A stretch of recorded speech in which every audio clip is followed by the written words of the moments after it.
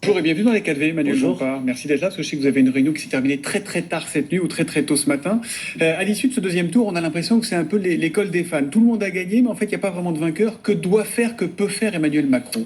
Tout le monde n'a pas gagné. Hier soir, il y a une formation, une coalition politique, le Nouveau Front Populaire, qui arrive en tête du deuxième tour des élections législatives et qui dispose du plus grand nombre de députés à l'Assemblée nationale.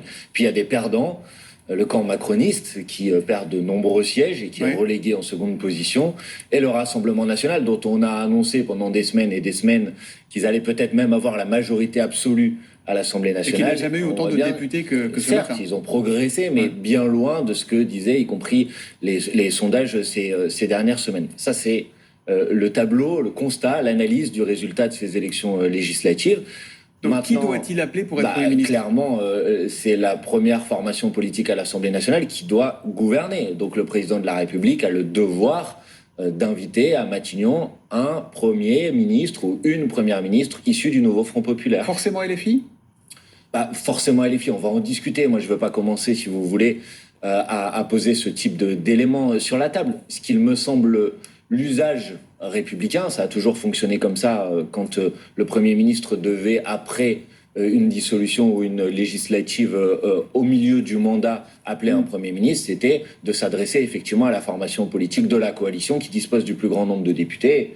Vous le montrez à cet instant. Vous allez tous siéger ensemble ou pas à l'Assemblée, où chacun aura son groupe? Ça fait partie des éléments dont on va discuter dans les prochains jours. Quelle est votre volonté à vous? Écoutez, pour l'instant, en tout cas, c'est comme ça que ça a fonctionné dans les semaines précédentes et les mois précédents depuis 2022. C'est-à-dire qu'il y a une coalition et qu'au sein de cette coalition, il y a différents groupes qui représentent les différentes composantes de cette coalition. Clémentine Autain, hier, a proposé que tous les députés élus du Nouveau Front Populaire se retrouvent aujourd'hui et fassent une proposition au président de la République, y compris par le vote. Est-ce que vous y êtes favorable? Non, mais aujourd'hui, il y a des rencontres entre les responsables des différentes formations politiques de notre alliance. Demain, à l'Assemblée nationale, les différents groupes vont se constituer. Il faut prendre les choses étape par étape. Non, mais l'idée d'un vote parmi tous les députés du Nouveau Front Populaire pour choisir un candidat Premier ministre. Non, mais vous validez ou pas ça? Non, je vous dis que la discussion, elle doit se faire d'abord aujourd'hui entre les différentes formations politiques de notre coalition. Ensuite, il y aura une proposition, et bien évidemment que je souhaite que cette proposition, elle fasse l'accord auprès de l'ensemble des députés. Donc il y a un vote de tous les députés? Pas forcément par vote, ça peut être un consensus, mais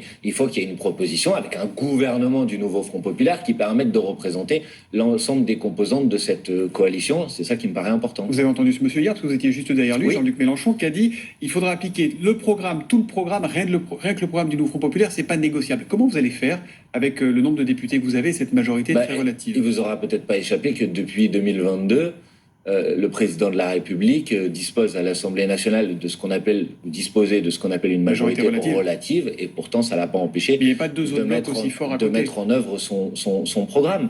Donc, bien évidemment, il faut respecter la parole que nous avons donnée devant les électrices et les électeurs. Et donc il n'y a pas de négo sur le programme? Pas de négociation, appliquer notre programme dans une situation, je ne la conteste pas, de majorité relative, et ensuite chacun des groupes à l'Assemblée nationale devra prendre ses responsabilités. Nous proposerons par exemple d'abroger la réforme des retraites d'Emmanuel Macron. Et je pense que nous pouvons avoir une majorité sur ce vote. Nous proposerons d'augmenter le SMIC. Nous proposerons de rétablir l'impôt de solidarité sur la fortune. Oui, mais si vous voulez des alliés hors Nouveau Front Populaire, ce dont vous avez besoin pour gouverner, c'est pas politique, c'est arithmétique, là, on est d'accord. Mais il va falloir quand même aller un peu sur leur terrain aussi à eux. Non, mais là, vous retournez, si vous voulez, la situation. C'est eux qui doivent dire si, sur les différents points que j'ai indiqués, ils souhaitent s'y opposer à l'Assemblée nationale.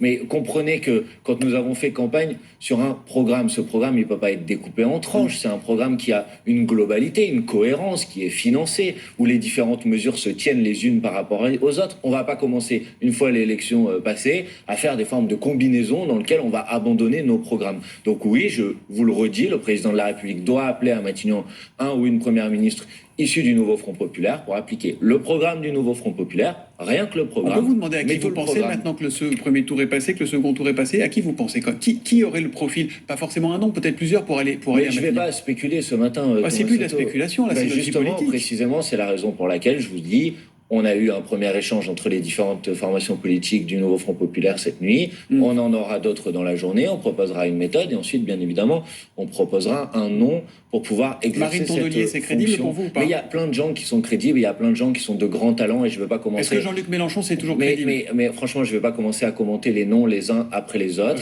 Il y aura une méthode, oui, mais il y en aurait plein que je peux ensuite vous... Mais Jean-Luc Mélenchon, vous savez qu'il est un peu particulier par rapport aux autres. Pourquoi? Parce qu'il n'est pas forcément apprécié de tous dans votre coalition. Mais Jean-Luc Mélenchon, il a fait 22% des voix à l'élection présidentielle. Et je vais vous dire quelque chose. Moi, je voudrais lui rendre hommage parce que sans la campagne présidentielle qu'il a fait, sans le fait qu'ensuite il ait constitué et proposé de constituer la NUPES, c'était en 2022, il n'y aurait pas eu de nouveau Front Populaire à ces élections législatives et il n'y aurait pas eu la possibilité de battre les macronistes et d'empêcher l'extrême droite de s'emparer. Est-ce qu'il ferait un bon Premier ministre? Mais plein de gens feraient des bons Premiers ministres, Thomas Soto. Et franchement, je suis désolé, vous pouvez me poser la question par tous les bouts. Je ne vais pas rentrer aujourd'hui, si vous voulez, dans les commentaires des individus, des uns ou des autres.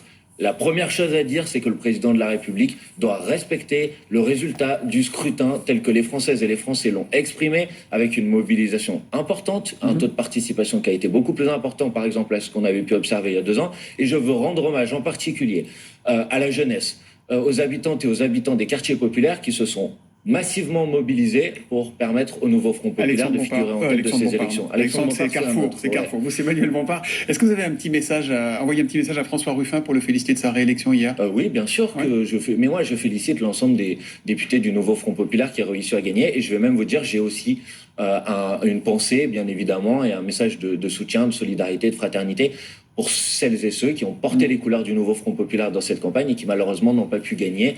Je sais que parfois c'est dur le soir d'une élection, surtout quand on voit d'autres gagner. Mais en tout cas, j'ai une pensée pour eux. Si vous êtes ministre, vous remettrez la cravate? Oh, on verra, pourquoi pas, oui, bien sûr. Bon, merci à vous et bonne